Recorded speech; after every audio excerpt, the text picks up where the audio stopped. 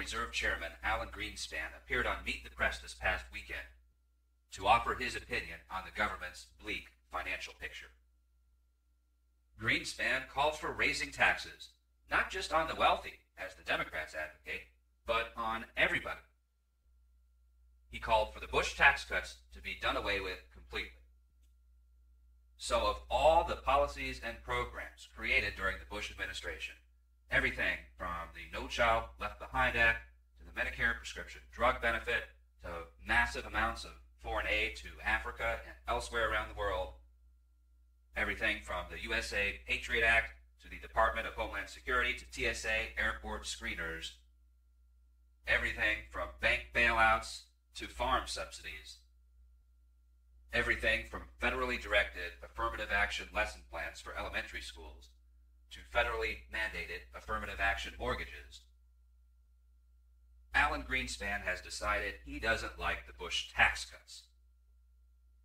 Greenspan was once a champion of the free market. He was once a man of principle, or at least of some principles, and now he is a man of no principles other than endless compromise and an apparent twisted loyalty to the political establishment. I say twisted because, of course, the purpose of government is to serve and be subservient to the people. It's not the other way around.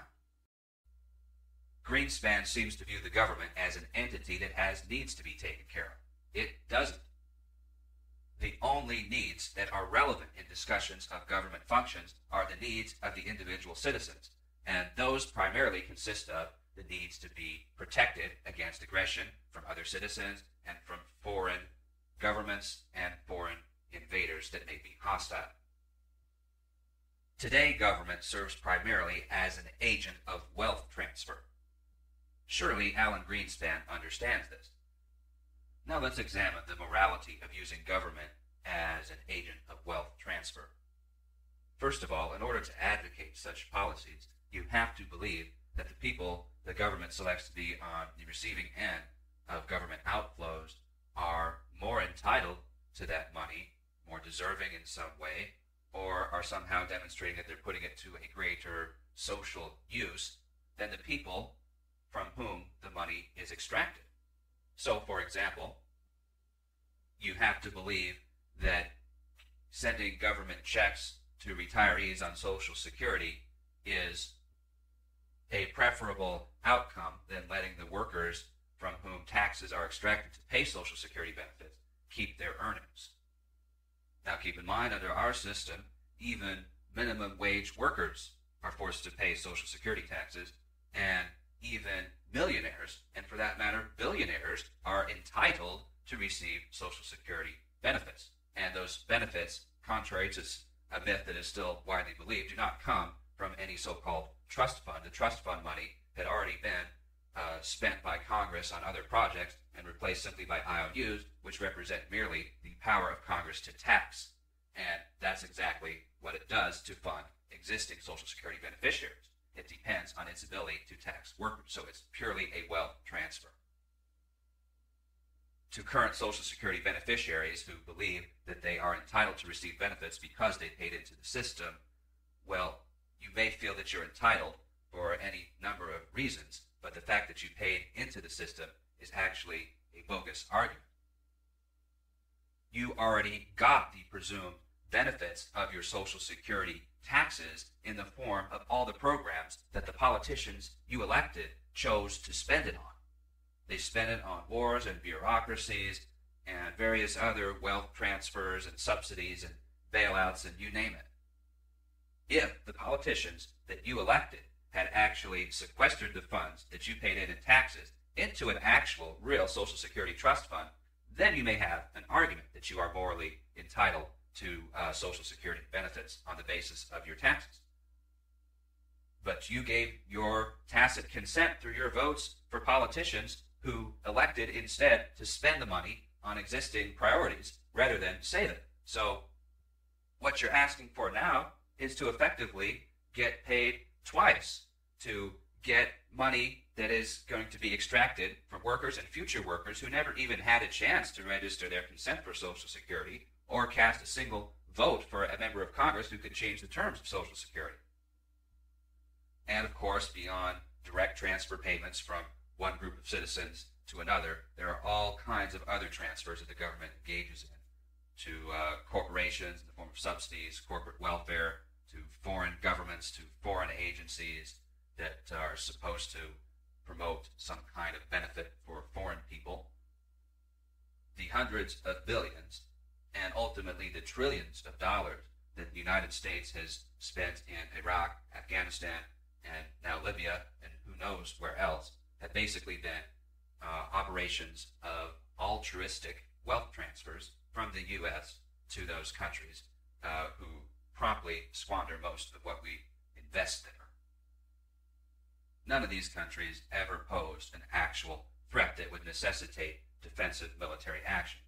Perhaps the Taliban in Afghanistan did pose a threat insofar as it was harboring and encouraging and making possible Al-Qaeda to gather arms and recruit and ultimately carry out terrorist attacks. But that problem could have been and was fairly quickly and cheaply resolved through a bombing campaign that drove the Taliban out of power.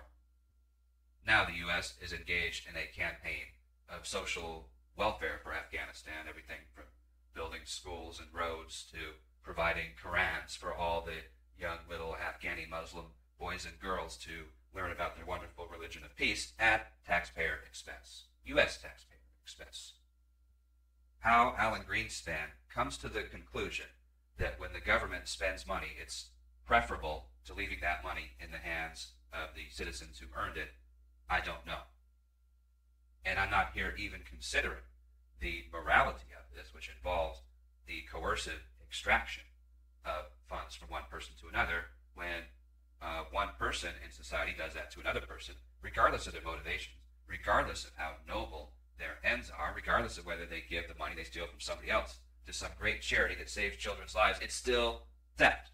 And at the very least, when government engages in what amounts to theft, there ought to be, at the very least, some compelling reason in mind, not just a slight preference that, well, maybe giving out this payment to this group of people is going to be on net slightly better. No, there has to be, at the very least, a compelling reason that says we absolutely believe that this is something that is going to do a great amount of good, however defined, that we could not possibly conceive of being done had we not engaged in force, had we just let individuals keep their own money.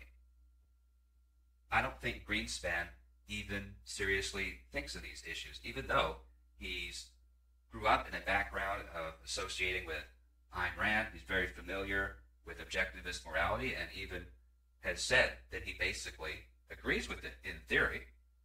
But I think what he's done is to completely purge from his mind all the context surrounding the government's finances so that he can focus purely from an economic perspective on the numbers. That's what he wants to do. He just wants to focus on numbers and figure out a way to make the numbers look better. Greenspan apparently isn't comfortable with making explicit value judgments. So he embeds judgments of good and bad into the numbers he looks at, and he sees, well, look, the government's numbers are the biggest of all. We see trillions and trillions of dollars worth of debt here, so these numbers must be the most important to make better, and therefore that's what I'm going to do. I'm going to support tax increases so that we can benefit the government's numbers. That's Alan Greenspan's